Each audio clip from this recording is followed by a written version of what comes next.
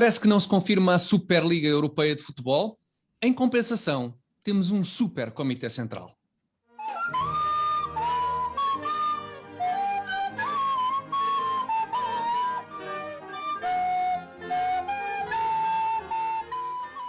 Bem-vindos ao Comitê Central número 16, emissão de 23 de abril de 2021.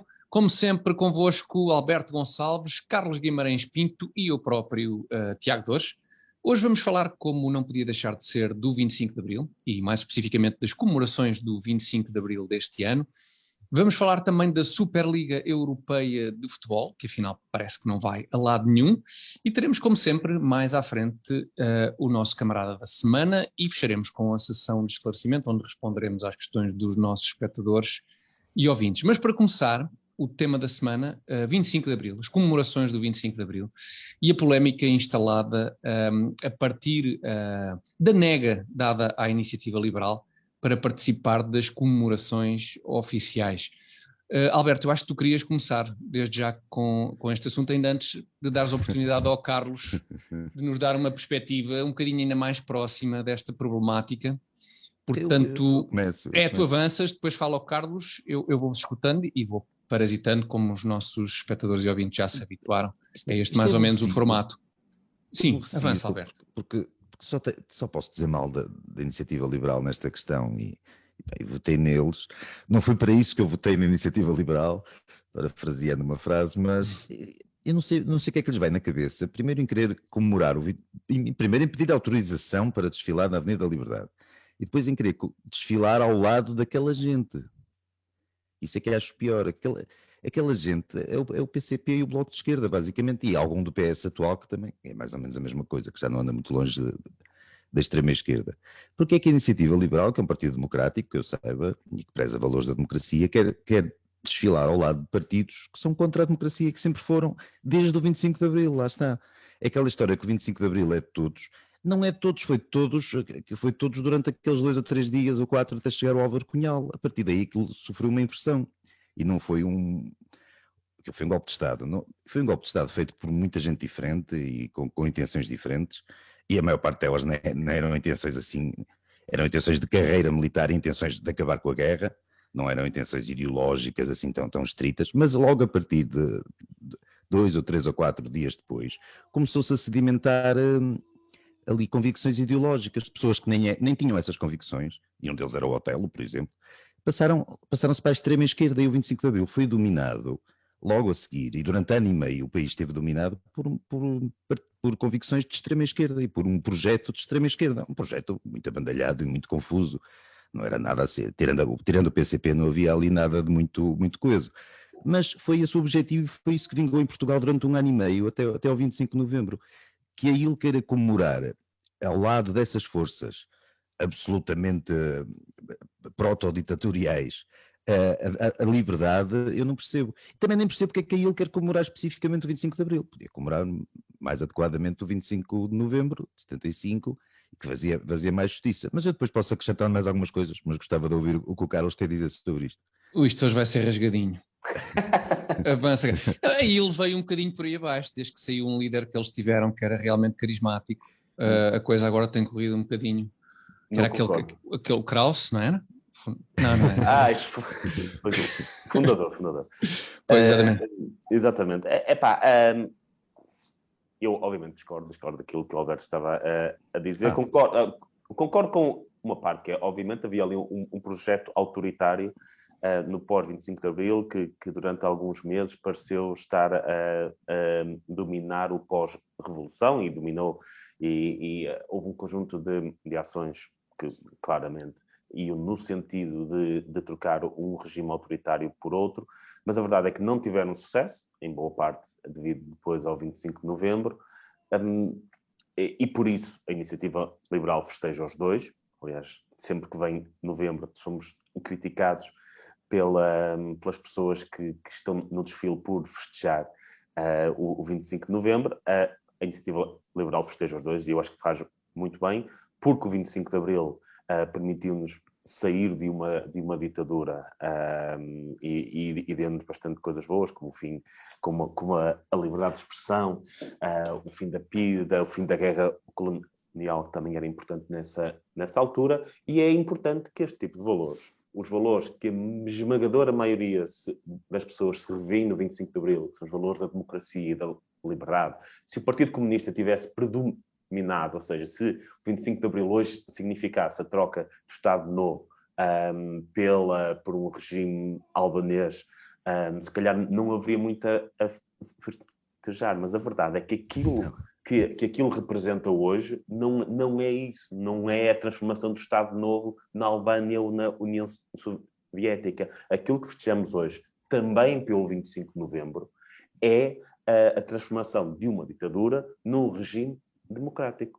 Eu acho que é um profundo erro da área política da direita e dos liberais deixarem a esquerda, no principal evento de celebração do 25 de Abril, deixarem-nos sozinhos. É um erro por ideologia, porque supostamente partilhamos todos daquilo que as pessoas veem naquele desfile, que é uma celebração da liberdade e da democracia, e isto é a percepção que existe ali. Partilhando todos, devíamos estar todos lá.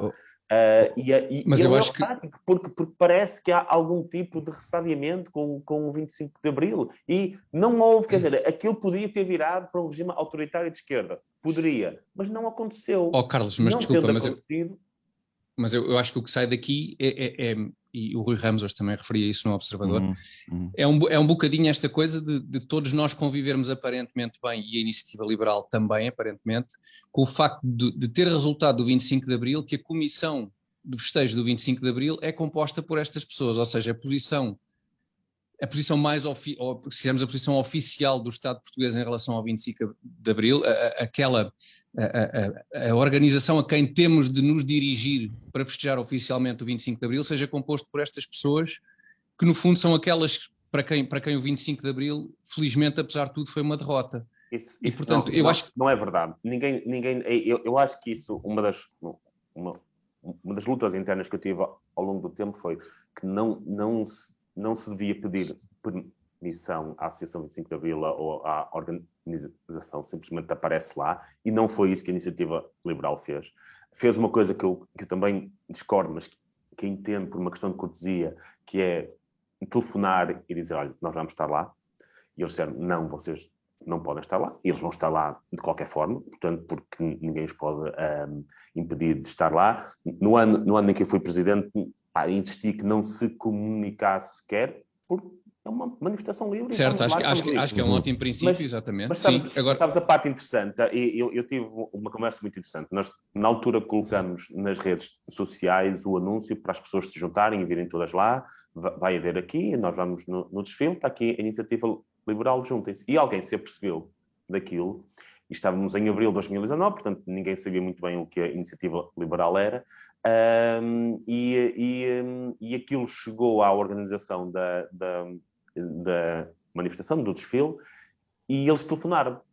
Já foram eles a comunicar, telefonaram e disseram, mas então, vimos aqui que estão a organizar algo alternativo. Eu disse, não, nós partilhamos dos valores da liberdade e da democracia e vamos fazer parte. Carlos, desculpa interromper-te, mas tu partilham os valores da liberdade e da democracia com aquelas pessoas? Partilhamos dos valores que são celebrados ali. Aquela gente está a celebrar a liberdade e a democracia. Tu podes achar que aquelas pessoas estão a celebrar outra coisa qualquer. Estão a celebrar algo que gostassem que tivesse acontecido. Mas a verdade é que nada disso aconteceu. E quem olha para aquele desfile, quem está lá a celebrar, quem está longe desta bolha política de overthinking das situações, quem está longe disso, aquilo que vê naquele desfile, aquilo que celebra naquele desfile é a liberdade, a democracia e, acima de tudo, o fim de uma ditadura.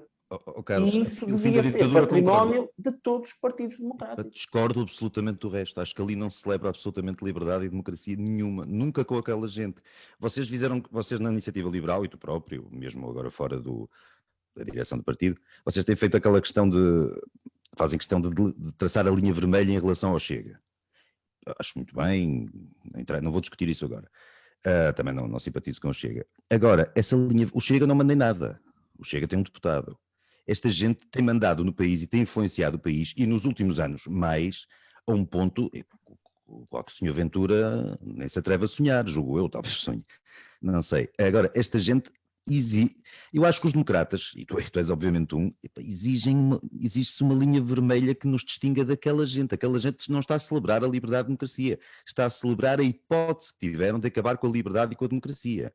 O 25 de Abril tinha removido uma ditadura. E eles estavam a tentar impor uma ditadura muito pior. O Salazar não é exatamente o Stalin ou o Brezhnev, não é? Eu concordo com essa parte de, obviamente, que as intenções não eram essas. E muita gente ali está a celebrar outra coisa que não isso. Ou está a querer reivindicar aquela data para um conjunto de fins. E nós lembramos, na altura de Passos Coelho, que o Passos Coelho não estava a cumprir o 25 de Abril. Quer dizer, eleito democraticamente, está a tirar o país de uma crise, é alguém que defende a liberdade nas suas mais diversas formas. Portanto, a parte em que não estava a cumprir... Podes recuar, Carlos. O Passos Coelho, com todos os méritos ou deméritos, o Passos Coelho, o Cavaco, o Sá Carneiro, quer dizer, nunca cumpriram Abril. Sim. Foram sempre perigosos adversários de Abril, não é? E 50 anos... Até o Mário Soares, até certo ponto o Mário Soares. Mas não se pode deixar... Principalmente o Mário Soares, em certa medida, não é? Não se pode deixar que essa narrativa sobre aquilo que representa o 25 de Abril seja controlada por um conjunto de pessoas. Aquilo que verdadeiramente representa Carlos, mas isso já é, não é? Isso já é. E submetermos um bocadinho a essa organização para ter permissão para participar nestes festejos... É um bocadinho a assunção de que a coisa está estabelecida dessa forma. Aliás, 50 anos depois do 25 de Abril, praticamente temos Jerónimo de Sousa a dizer que sejam bem-vindos aqueles que vierem por bem. Portanto, Jerónimo de Sousa é o PCP que define quem é que vem por bem ou quem é que vem por mal. Portanto, é o porteiro, o PCP é o porteiro dos festejos da liberdade que conquistámos no 25 de Abril. Mas porque se lhes permite isso. Por isso é que exatamente, acho que é esse o nosso ponto. As pessoas deviam aparecer lá, pá. Exatamente, sem dúvida. Mais que isso, devia aparecer lá um grupo do PSD. Não precisa dizer ninguém. No dia, vão lá, têm 50 pessoas, nós estamos aqui, somos do PSD, celebramos o fim da ditadura, o fim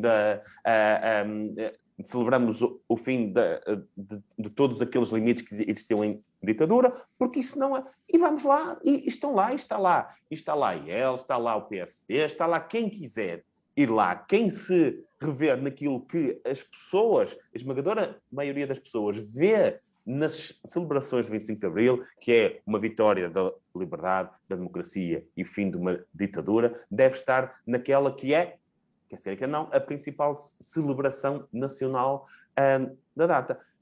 Quando escolhem não estar, quando se colocam de lado, há duas coisas que se pode dizer. Ou não gostaram daquilo que o 25 de Abril verdadeiramente representou, que foi o fim de uma ditadura e não o início de outra, podia ter representado isso, mas não representou. Mas toda aquela gente que vai desfilar na Avenida da Liberdade fez tudo, ou quase toda aquela gente fez tudo para que representasse. Essa outra hipótese. Sim, aí é que está a questão. E nós sermos vistos ao lado ou atrás deles, ou não sei, ou em simultâneo, acho que não fica bem. Acho que é isso. Aquilo é gente da qual devemos marcar. Eu sinto por mim, eu falo por mim só, da qual eu marco a maior distância. Eu não quero conversa com aquela gente. E acho que se eu pertencesse a um partido, eu não votaria num partido ou se simpatizasse com um partido especialmente, não votaria num partido que quisesse conviver com aquela gente. Acho que aquilo não é gente frequentável, é só isso. Como na extrema-direita também há gente que de certeza não é frequentável. Aquilo para mim é extrema-esquerda e não acho que seja... Aquela gente não tem remissão possível, não tem redenção, desculpa. Não tem redenção. Mas a ideia não é ir para lá fazer uma coligação de governo. A ideia, eu quando vou festejar, sei lá, a implantação da República, ou São João, ou o que é que seja. Tu festejas a implantação da República? Aquilo que temos... Não festejo, irrelevante. Aquilo é irrelevante, o que as outras coisas que não temos em comum. Naquilo temos... Aliás, que são se for ver um jogo do meu clube, se for ver um jogo de espinho, não quero saber se lá na claque dos desnorteados estão comunistas ou... A claque chama-se desnorteados? Estamos, sim, uma grande claque. Mas que é grande nome. Eu às vezes, quando ia aos jogos, ia mais para os ver a eles, propriamente os desnorteados. É um grande nome. Os desnorteados é muito grande. O que é que há em comum na marcha de 25 de Abril? uma satisfação por ter acabado uma ditadura, por se ter conquistado algumas liberdades e por se ter dado início ao processo para se ter uma democracia. É isso. Okay? Quem partilha desses valores, independentemente de não partilhar de outros, que não partilham de muitos outros, obviamente, e precisamente não partilham de muitos dos valores de pessoas que participam naquilo e queriam e que teriam desejado que em vez daquela ditadura tivéssemos uma ditadura do proletariado. Eu aliás, recomendo esta semana, isto não é para fazer publicidade, é porque vem muito a propósito deste tema, que é o Instituto Mais Liberdade publicou uns vídeos em que a Zita Seabra fala do tempo todo do combate ao Estado Novo, da Revolução e por aí fora. E que fazia muito bem balé também não sabia. Fazia muito bem balé. Também não sabia. Fala um bocadinho da sua experiência pessoal. E era muito claro que, naquela altura, havia uma intenção de passar a uma ditadura do proletariado. E ela diz, com toda a clareza, quais eram as intenções. Aliás, foi retirado a expressão ditadura do proletariado do programa do PCP, já depois de 25 de Abril, e causou um grande escândalo dentro do PCP que tivessem abandonado aquilo, e na altura, internamente, o que o Álvaro Cunhal disse não é que nós não queiramos isto, é porque a palavra ditadura tem má conotação. Um Edson Ataíde antes do tempo. Portanto, era muito claro que Cunhal tinha dito mas isso não aconteceu. Carlos, o Cunhal tinha falado repetidamente que era contra, e o PCP era contra a democracia parlamentar burguesa. Acho que era exatamente esta a expressão. Ele falava disso com toda a clareza. Depois não querer incluir naquilo que ele desejava a palavra ditadura, compreende-se, lá está, por questões de marketing. Mas era isso que eles de facto queriam. E aquela gente que está lá, praticamente, ou que vai lá estar no domingo, praticamente toda queria isso. Eu acho que devia haver, esta coisa da Comissão da Organização de 25 de Abril não é nada institucional, que eu saiba. É uma organização que deu os seus estatutos, legalizou-se e deu a si mesmo esse nome.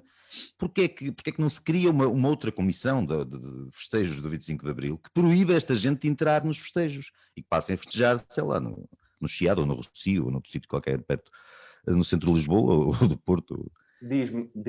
Responde-me tu então. Porque é que os partidos à direita nunca se organizaram para... Queres que eu responda? Porque o 25 de Abril ficou assimilado, foi agarrado por esta gente logo ao fim de pouco tempo. Porque os deixaram. E não vais conseguir tirar-lhes agora. Não vais conseguir tirá-los agora. Mas já não vai, quer dizer, 40 e tal anos depois já não se consegue retirar esta gente, a Associação do 25 de Abril e desta gente.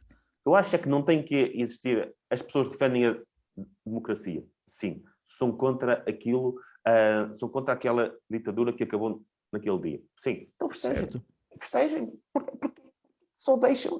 Porque que por uma questão de antagonismo, de simplesmente, aqueles estão lá, então eu não vou. Também não é só isso, Carlos. De facto, a data fundadora do regime que tivemos, não sei se ainda temos, começo a ter dúvidas, foi o 25 de novembro. Foi o golpe de 25 de novembro. Foi o contra-golpe de 25 de novembro. Foram as duas coisas. Acho que as duas se complementam. Primeiro foi preciso acabar com o Estado Novo. Foi, claro que sim. Depois precisa nada contra acabar com isso. O 25 de novembro aconteceu porque tinha acontecido o 25 de abril antes. O 25 de novembro não teria acontecido a 20 de abril. Aconteceu porque tinha acontecido o 25 de abril. Portanto, as duas coisas complementam-se. Felizmente, o 25 de abril hoje não tem a conotação que se o PCP tivesse levado a sua avante, hoje teria. Mas ainda tem um bocado bastante dessa conotação. Mas não diz. Não tem a conotação porque nós não tivemos um regime albanês. Mas é discutível se em algum outro período pós-25 de Abril, tirando obviamente a altura do PREC, se mais do que hoje em dia estes partidos de extrema-esquerda têm efetivamente peso na governação do país. Acho que é bastante discutível, exatamente, se alguma vez tiveram tanto como hoje. Desde o PREC, e só não têm mais por uma questão de cobardia, porque obviamente precisam do dinheiro da Europa para continuar a financiar a sua existência, porque se fossem corajosos, com certeza conseguiriam ir muito mais além nesta fase. Só felizmente existe. As bazucas vão dando jeito, não é? As bazucas, exatamente. Bom, estamos a falar de liberdade. Eu não sei se vocês querem avançar para o segundo tema, que só muito remotamente é que tem a ver com liberdade, mas tem. Eu estava a fazer uma ligação, mas é bastante absurda. É quase impossível. É quase impossível, mas pela vida liberdade, enfim, até peço desculpa à memória do 25 de Abril e do 25 de Novembro. A claque dos desnorteados. Boa. A propósito dos desnorteados. Boa, Alberto, obrigado. A propósito dos desnorteados, há aqui um problema no futebol. Que é a questão da sua. É a coisa mal amanhada. Sim. Há aqui um problema no futebol, que é esta coisa da Superliga Europeia, que eu não cheguei a perceber muito bem do que é que se tratou, mas tenho uma teoria que primeiro vou ouvir o que é que vocês têm para dizer, para ver se de facto a minha teoria cai pela base. Senão depois tentarei explaná-la. Mas tentou criar-se aqui aparentemente uma alternativa de organização à UEFA, e não sei se eventualmente à FIFA depois mais adiante, que reunia um conjunto de grandes clubes europeus para criarem uma competição nova, entre eles aparentemente bastante mais fechada do que as versões atuais que existem. Há aqui uma questão de concorrência, aparentemente, de monopólios, não sei, Carlos, se queres eventualmente pegar... Alberto, eu sei que como grande adepto de futebol em geral e destas problemáticas... Ia passar a bola ao Carlos. Ou se passas ao homem do megafone dos desnorteados para... Muito longe disso. Não eras do bombo. Tinhas o bombo ou não? Nem isso. Também não.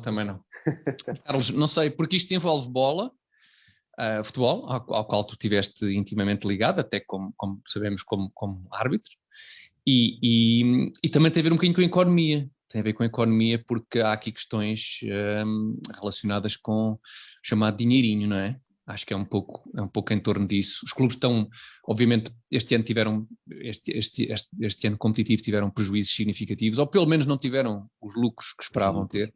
Exatamente, parece que em grande parte dos casos é mais essa a questão.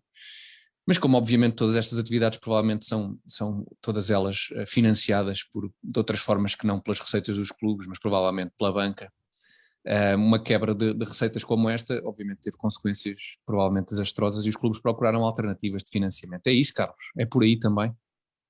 Basicamente aquele grupo de equipas quis garantir que estaria sempre numa competição, numa grande competição, e que todos os anos, independentemente da sua performance nos campeonatos nacionais, estaria ali. Eu acho que ao fim de algum tempo o que iria resultar era que a falta de concorrência, a falta de instintos para serem melhores, porque tinham que ser campeões ou ficar nos primeiros lugares para participar na competição. Quando se elimina isso, eventualmente aquela competição iria ficando fraquinha e iria fraquejar ao longo do tempo. Mas ainda assim, foi uma ideia, um grupo de clubes quis fazer uma competição muito específica, onde só se incluem a eles. Eu, honestamente, acho que houve algumas reações exageradas. Portanto, a competição em si é pouco competitiva. A que estavam a pensar, porque era fechada só para aqueles clubes, ninguém sobe, ninguém desce, são sempre aqueles.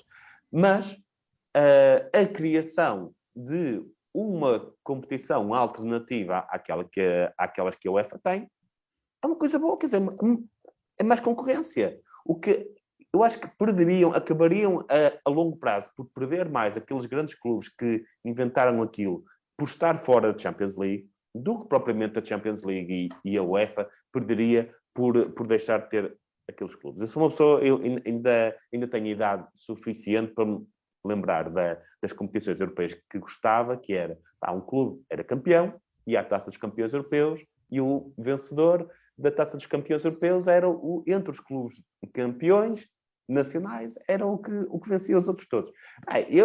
Eu dava algum valor àquilo. Depois havia a taça, e o vencedor de cada taça e a taça nas taças. Eu gostava disso, gostava de ver uma meia-final entre os Estrelas Vermelhas e o Dinamo de Bucareste, que eram os dois campeões dos seus países. Hoje, é que nós... O Spin ganhar a taça, imagina, o Spin ganhar a taça e os desnorteados iriam Munique jogar com o Bayern. A certa altura, a taça ibérica. Pois, lá, uma coisa taça ibérica, nos anos 40, para aí. Uma coisa dessas. Ia dizer uma coisa fantástica agora. Desculpa, mas acontece. Desculpa, a culpa foi minha. Não, esqueci-me completamente. Desculpa. Não. Mas pelo menos lembrámos que o Spin ganhou uma taça ibérica, já valeu a pena. Estavas a dizer que tinhas saudades do tempo que as competições europeias eram Os campeões iam à taça dos campeões europeus, os vencedores das sim. taças iam à taça dos vencedores das taças, etc. Taça UEFA, Exatamente. com os segundos e terceiros classificados. Ou seja, que parecia haver aí uma meritocracia inerente a essa UEFA forma de... chamada Taça das Cidades com Feira. Com feira. O Alberto Tem competições de futebol muito, muito antigas. Ia dizer que há muitas críticas a isto por ser uma competição fechada, mas hoje a Liga dos Campeões já é em boa parte uma competição fechada. Vocês sabem quantas vezes neste século conseguiu um clube que não é das grandes 5 ligas a chegar à final da Liga dos Campeões? O Porto. É zero hipótese, não? O Uma Porto. vez. Porto Eu faço por 2004. esquecer, portanto, para mim era 0. Nada! Aliás, aqueles clubes que iam fazer parte desta tal liga ganharam 16 das últimas 20 Ligas dos Campeões. Ou seja, hoje a Champions League já é um clube bastante fechado. O facto de permitirem muitos clubes de cada um dos países e campeões de países que nem sequer têm entrada na Liga dos Campeões, ou seja, eles que são campeões não podem entrar na Liga dos Campeões, mas o quarto classificado espanhol consegue ir às eliminatórias e eventualmente fazer parte. Não, acho que a concorrência não era necessariamente negativo. A Champions League até poderia tornar-se uma coisa mais interessante em que diferentes clubes conseguissem chegar um bocadinho mais longe se estes clubes tivessem a sua própria competição. E foi interessante que eu tenho, por ter trabalhado muito tempo fora do país, no Dubai, tenho alguns amigos das minhas redes sociais de lá.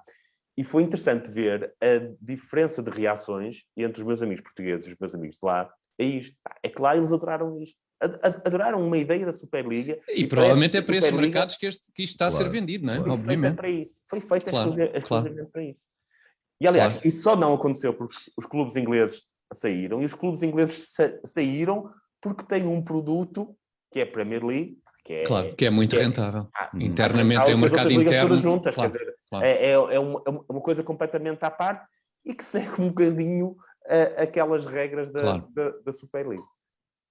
Alberto, ansiosamente a aguardar pela tua opinião. Eu só reparei, só queria notar a indignação que houve para com a Superliga em proteção de instituições modestas, estas. Isso realmente foi engraçado. E eventualmente a FIFA um dia. Impolutas e organizações acima de qualquer suspeita. Isto fez-me... Tiago, desculpa, isso vindo de adeptos de clubes em Portugal, dos grandes, que assambarcam tudo e que não deixam nada. Como dizia a canção e que vivem atolados em dívidas pagas pelos bancos, ou seja, por nós. Não é? Recebem quase o bolo total das receitas publicitárias, que em Portugal não são grande coisa comparada com as inglesas, presumo. Isso realmente foi engraçado. Mas a verdade é que a democracia, quando se trata aqui dentro do país, por exemplo, e dentro dos clubes, a democracia e este igualitarismo que eles criam, que eles reivindicavam para combater a Superliga, aqui não funciona. Porque o que eu saiba, o Porto, o Benfica e o Sporting não repartem as receitas, lá está, com o Espinho, com clubes ainda de divisões inferiores e não sei em que divisão está o Espinho.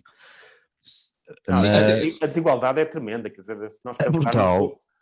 A maioria dos clubes profissionais em Portugal, se pegassem no orçamento todo, não lhes chegaria para pagar o salário do treinador de Benfica. O orçamento todo, quer dizer, despediam treinadores, despediam toda a gente, os jogadores, toda a gente, o orçamento deles todo não daria só para o treinador de Benfica. Claro. É uma igualdade brutal. Pô. Não, isto realmente, não sei, a UEFA e a FIFA realmente, historicamente, são organismos que merecem esta... abaixo de qualquer suspeita. Abaixo de qualquer... Sim, eu não sei, atenção, pondo, isto é meramente, isto é a minha perspectiva parva e quero que isto esteja completamente salvaguardado do ponto de vista legal, porque é um exercício meramente criativo da minha parte e totalmente... Olha que eles pagam os advogados caríssimos. Exatamente, sim, mas isto, a UEFA e a FIFA, dá a ideia que isto é tipo uma máfia, não é? E depois há ali uns clubes, dá a ideia que são aqueles... Porque os jogadores dizem-se explorados. Depois o que eu ouvi dizer é que os jogadores dizem-se explorados e estão sempre a dizer-se explorados pelos clubes e pela UEFA e pela FIFA.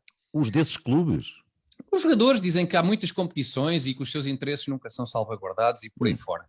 Mas eu não sei se de repente esta meia dúzia de clubes dá a ideia que são aqueles elementos dessa, digamos, entre aspas, máfia, que, pensaram, espera aí, nós estamos aqui a cobrar aos comerciantes forte e feio, nós é que temos o trabalho de explorar estes gajos. Vamos nós juntar-nos, somos os gajos com mais cabedal e fazemos aqui uma mafiazinha. Uma coisa só nossa. Só que a máfia grande é muito grande. E embora não tenha os tipos mais fortes estivessem nesta, digamos, máfia paralela, tem muitos pequeninos que juntos têm força e não deixaram que estes cobradores do fraco mais fortes estabelecessem a sua... Não sei. Acham que mais isto... uma vez, aquilo só não vai acontecer porque poderia determinar o fim da maior competição nacional, que era a Premier League, porque se aqueles 6 clubes não pudessem competir na Premier League, a Premier League ficava mais fraca, é um grande produto de exportação do Reino Unido. Portanto, foi aqui uma tentativa de dissensão aqui de um grupinho que é forte, dentro de uma estrutura que é muito poderosa e que conseguiu... Até porque aparentemente... máfia, diz. Não, máfia entre aspas. Sim, claro, máfia entre aspas. Muitas aspas. Até porque parece que até houve intervenção política, não é? Aparentemente, pelo menos do primeiro-ministro britânico, até com ameaças fiscais e... O Dr. Costa escreveu, acho que no Twitter, pois foi, então foi isso. Condenar veementemente a Superliga. Então foi isso. O primeiro-ministro tem a ver com isso. Ele acho que desde que se retirou da lista de apoio ao Vieira, ainda assim está muito ligado ao futebol e é um adepto muito próximo e interessado no fenómeno. Portanto, então foi isso. Então não foi o Boris Johnson. Eu pensei que tinha sido o Boris Johnson com umas ameaças com impostos aos clubes e não sei o quê. Foi o Dr. Costa. Então foi isso. Atenção que sempre que eu referi máfia foi com ar. É uma figura de estilo. É legado e é uma figura de estilo criativa. Com carinho. Não, é que eu me dou ao luxo por ser um reconhecido Palermo. Bom, em termos de liberdade, acho que abordámos todos os assuntos que esta semana disseram respeito à liberdade e àquilo que há de mais importante para nós, que é a bola também. E se calhar ficamos por aqui na primeira parte e voltamos já de seguida com o camarada da semana. Vamos a isto.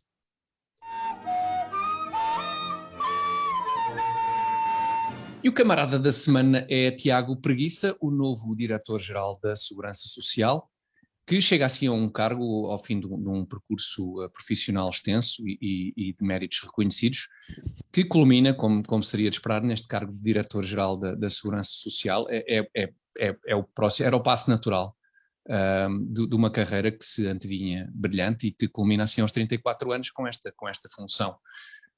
Alberto, Carlos, querem talvez explicar-nos um pouco melhor como é que Tiago Preguiça chega aos 34 anos a tão desejado cargo e responsabilizante e importante? Segurança Social não é qualquer coisa, não é?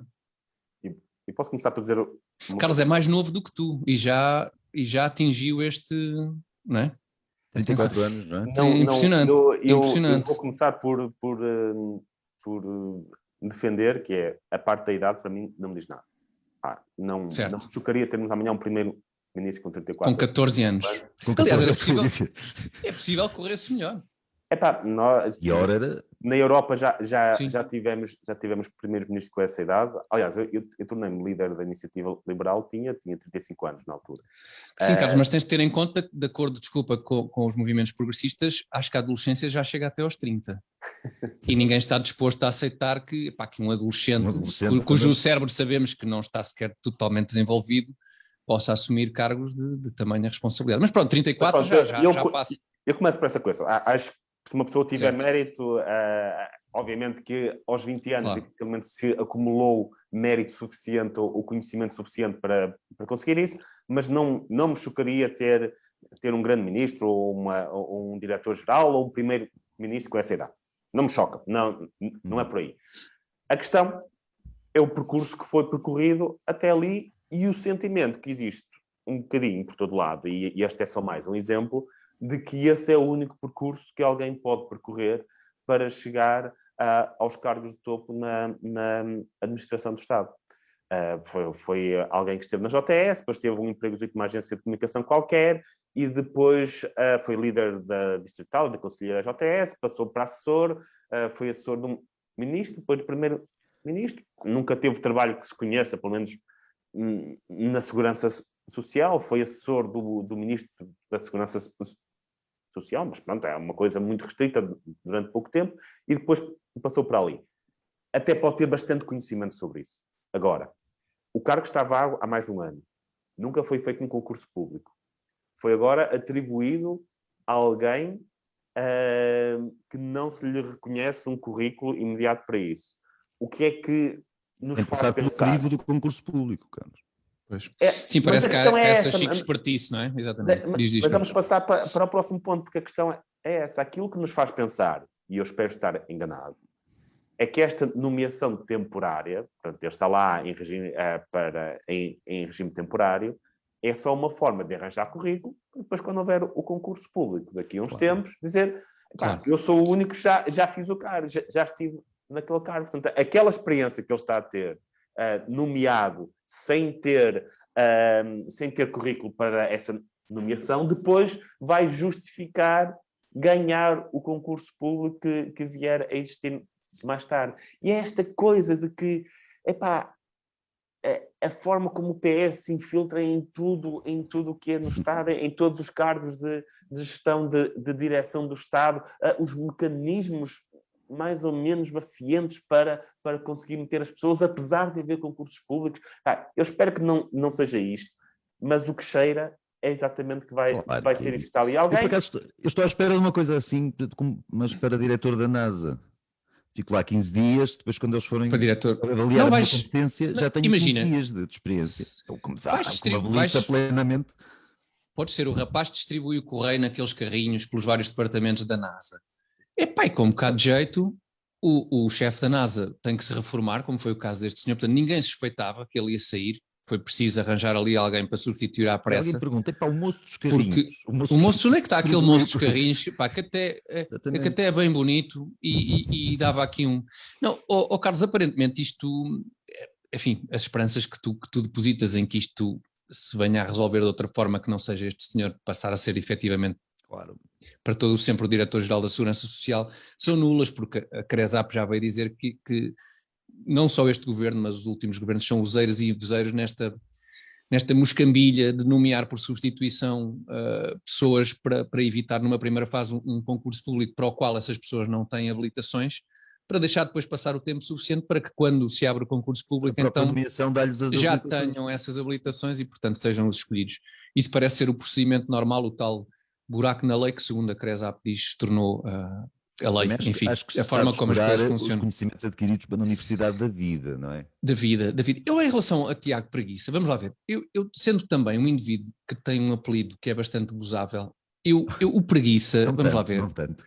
O Preguiça, enfim, eu ia dizer uma coisa, não, o Preguiça não me parece muito uma preguiça.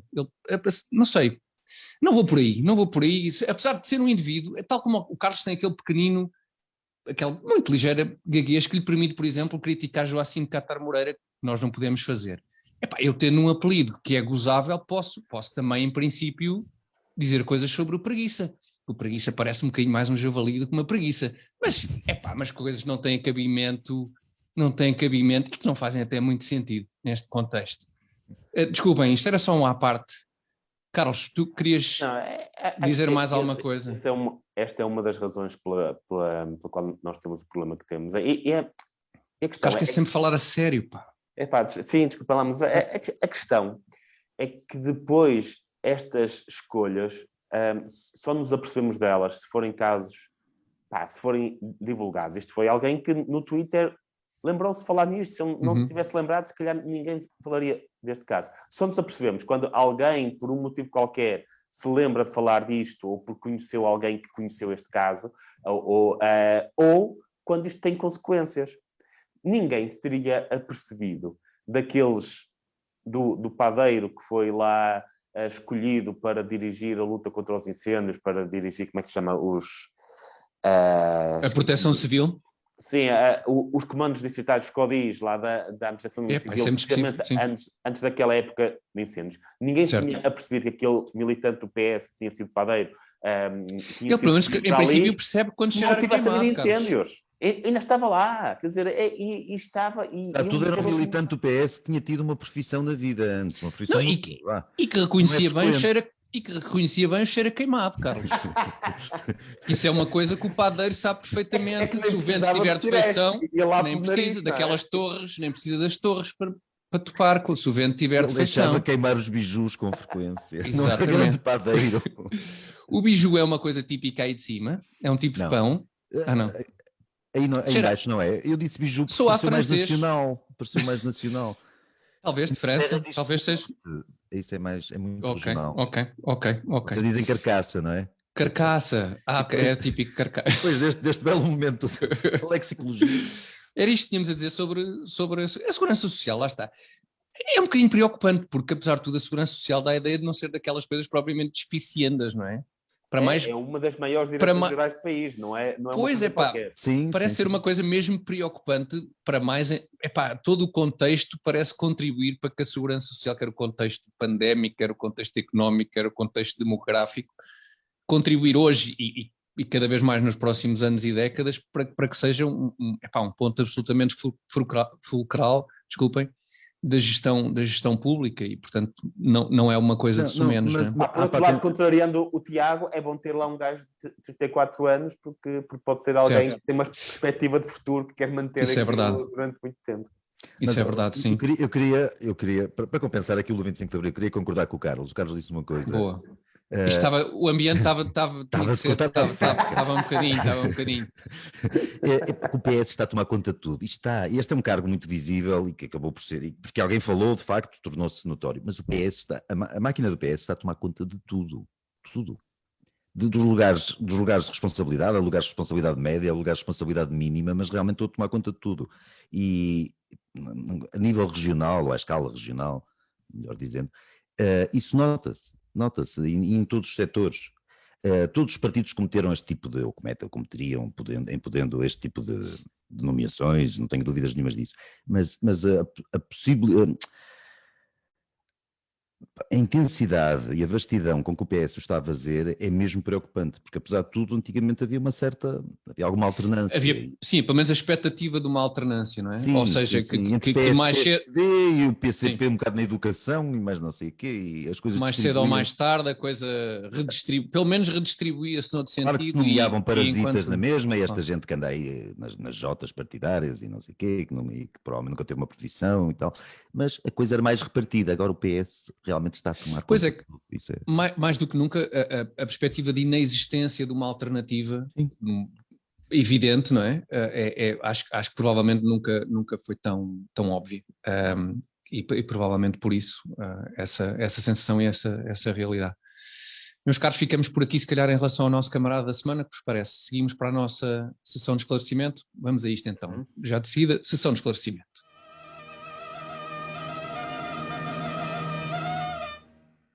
Cá estamos para a sessão de esclarecimento, espaço para as perguntas dos nossos espectadores e ouvintes, perguntas a que nós respondemos sempre com total acerto e pedimos-vos que continuem a enviar as vossas perguntas. Nunca são demais, nós temos algumas em carteira porque não temos conseguido dar vazão a tudo, mas estamos muito atentos e a estudar para poder dar boas respostas.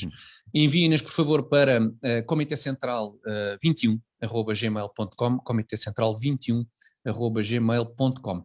Esta semana temos uma pergunta do Eduardo Fangueiro, que, para já, agradeço ao Eduardo, que é muito elogioso em relação à minha pessoa, omitindo por completo o Carlos e o Alberto, que é sempre simpático, mas vou à parte que é de facto uma pergunta, à parte do mail que é realmente uma pergunta, e pergunta o Eduardo.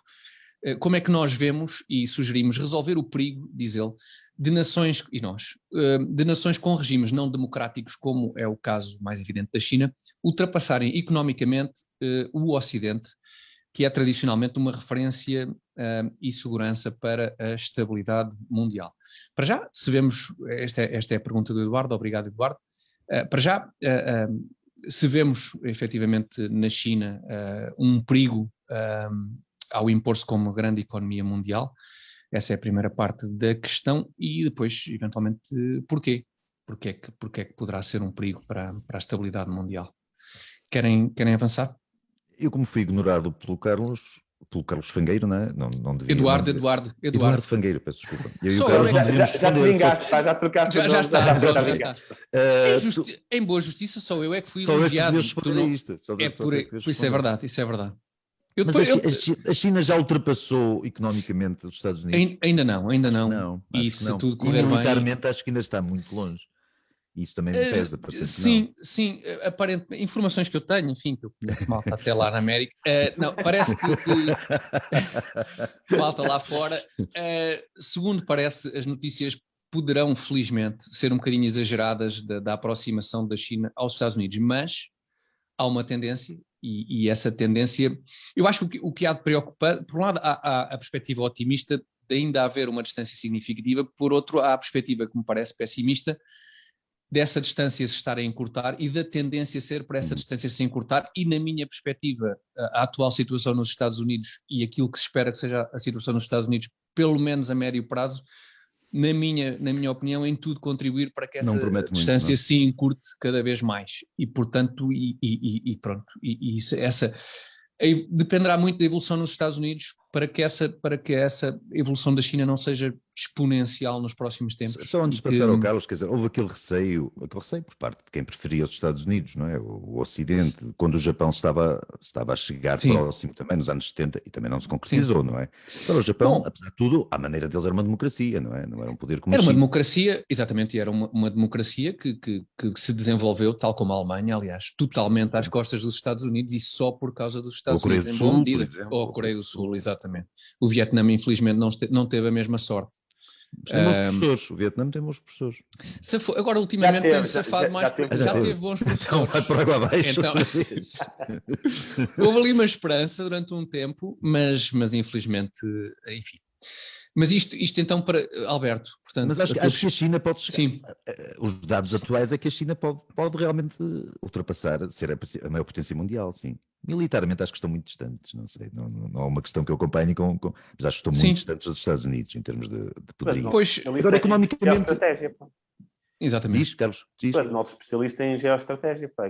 Estamos desgraçados. Não, por acaso isso acho que sou eu. Desculpa, mas acho que sou eu. Não, a questão é qual o tipo de guerra eficiente hoje em dia, não é? Pois.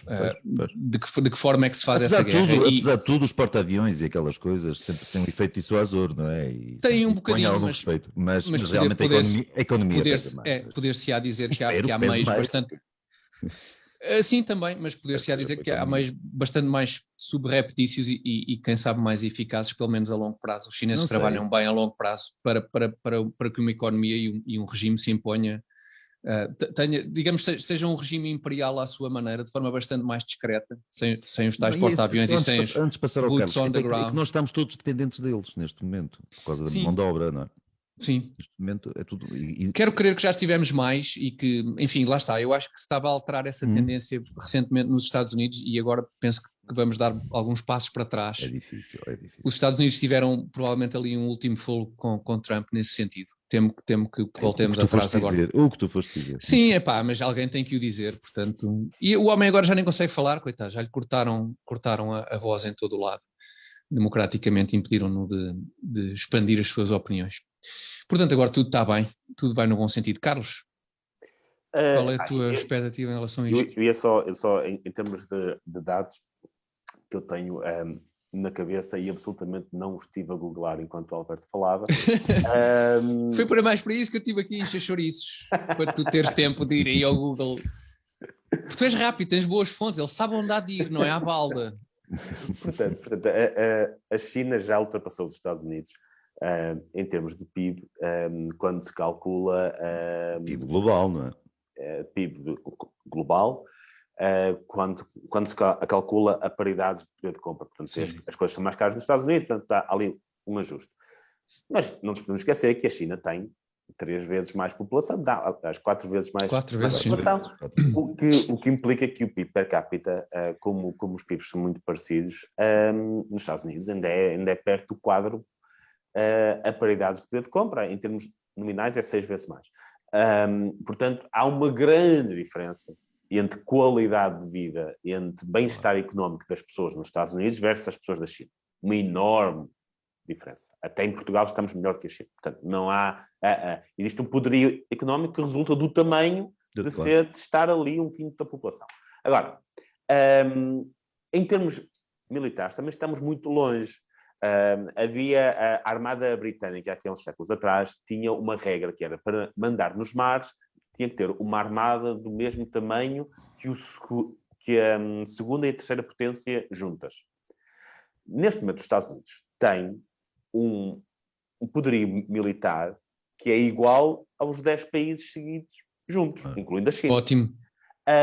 Sendo que desses 10 países, grande parte deles são parceiros dos Estados Unidos. Portanto, até por aí não há de haver grandes problemas. Qual é o problema? É que na altura da Armada, o pior que podia acontecer numa guerra era irem uns barcos abaixo. Não? Pronto. Morriam pessoas, morriam soldados, por aí, que era mau, havia pessoas que morriam soldados. Hoje em dia, mesmo países com um armamento relativamente reduzido, e esse armamento relativamente reduzido pode ser usado para rebentar com o mundo todo, porque as ogivas nucleares podem ter esse tipo de efeito. E esse problema, e isso faz com que, na verdade, a capacidade destrutiva, os Estados Unidos têm capacidade para destruir o mundo 20 vezes. Mas basta destruir uma. Portanto, alguém que tenha 20 vezes menos capacidade, ainda assim tem uma capacidade imensa. E isso pode vir a ser um problema. Mas não vejo isso... Há aquela música do... Como é que se chamava? If the Russians love their children too, pá, eu quero... Do Sting, exatamente. Pá, não quero ser demasiado mas quero acreditar que não é do interesse de ninguém iniciar uma guerra. Não é do interesse de ninguém fazê-lo. Pode haver um líder mais maluco, mas mesmo esse líder tem que ter pessoas à volta que garantam isso. Eu acho que não é do interesse de ninguém isso acontecer. É do interesse de toda a gente ter poderio regional.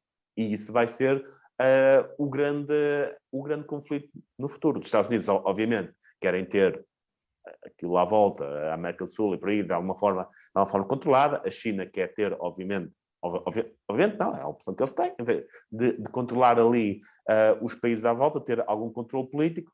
Infelizmente, isso vai impedir muitos países à volta da China de terem um conjunto de reformas, democracias liberais mais sofisticadas, como está a acontecer com Taiwan. Quer dizer, as pessoas que assinaram os censos agora, se virem lá quem escolhe, a certa altura pode escolher o país, se a pessoa tiver nascido no outro lado ou se tiver imigrado para o outro lado, e aparece lá Taiwan, província da China. E nós aceitamos que seja isso, apesar de Taiwan querer ser um país independente e ter esse direito de ser um país independente, mas nós, Portugal, somos demasiado pequenos para sequer nos censos, no questionário dos censos, arriscar-nos a pôr Taiwan como um país independente. Vamos lá, Taiwan, entre parênteses, província da China, e toda a gente faz isso.